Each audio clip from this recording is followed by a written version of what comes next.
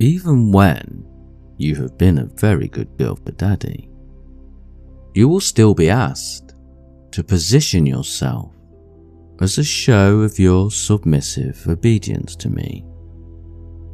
You know this, don't you, baby girl? Part of your training is the details of your physical behaviours too, and of how daddy positions you. Especially for discipline such as spanking. That's what I will expand on now for you.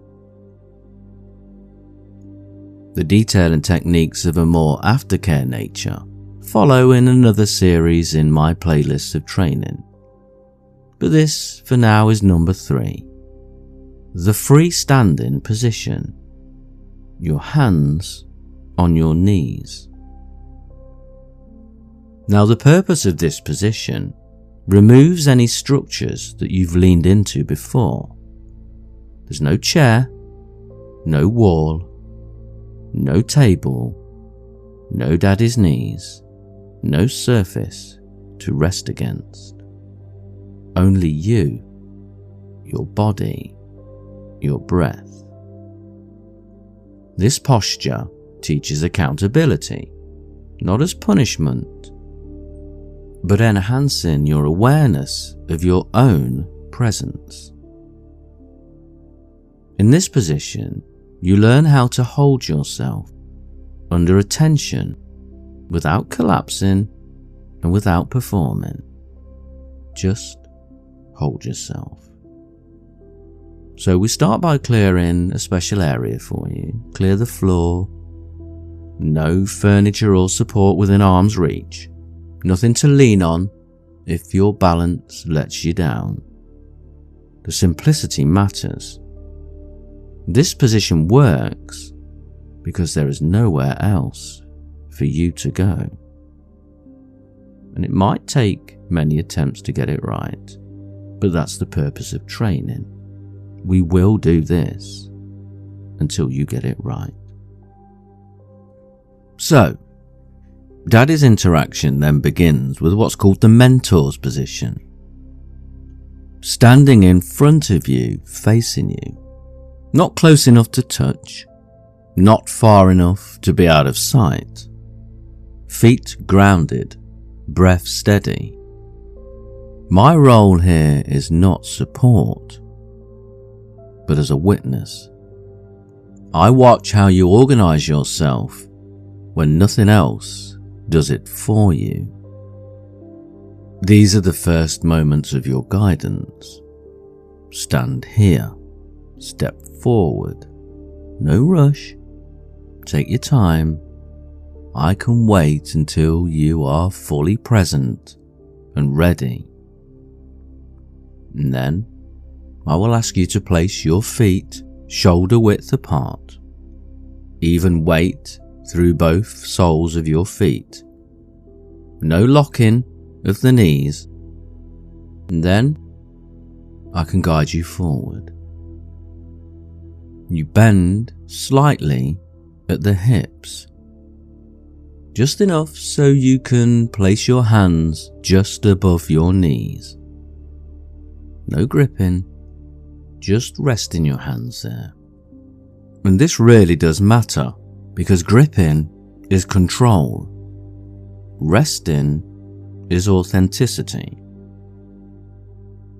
Now, once you settle into that position, leant forward, hands resting just above your knees, slight bent, we can refine you.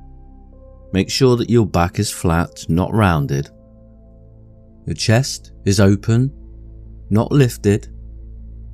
Your head is in line with your spine, so that your eyes can lower or look forward depending on my command. But they must always stay awake, because when you're in this posture for me, it should look like you're alert, you're present, you're in the moment, you're not hiding from anything, you're presenting, you're showing. And again, as before, we will just check your breathing, keeping you slow in the moment, calm and restrained. Inhale, and gently exhale. And I'll keep an eye on that, because I don't want your breathing shallow. I'll wait if it is, until it deepens. And if I see tension creeping into your shoulders, I'll soften them. This position is not about endurance. It is about staying when nothing holds you. Now, you let the position work and settle into it. And I'll be silent, just observing. Just seeing any subtle tremors in your legs or your urge to shift your body. The moment you might want to straighten early. These impulses are the lesson. I will notice all the little movements. I won't correct them immediately, but I will also let you notice where these movements are. So this is the teaching, this is the lesson, this is what I want you to notice. I want you to think of this position like standing at the edge of a decision. There is no push from behind. There is no hand pulling you forward. You are simply here, holding yourself in the moment, where every choice you make now becomes an act of submission. This is what accountability feels like in the body. And if you can find your balance and stability in this position, then we introduce slightly more force against your submissive position. That may be spanking or something a bit more intimate as a reward for you. At this moment that you are in that position and I sense that you do have the balance, I can step closer, still not touching, but my presence tightens the space around you. Not threatening, but clarifying. This is a very subtle next step. This teaches you how attention alone can increase your internal discipline. All the time, of course, your breathing needs to be checked.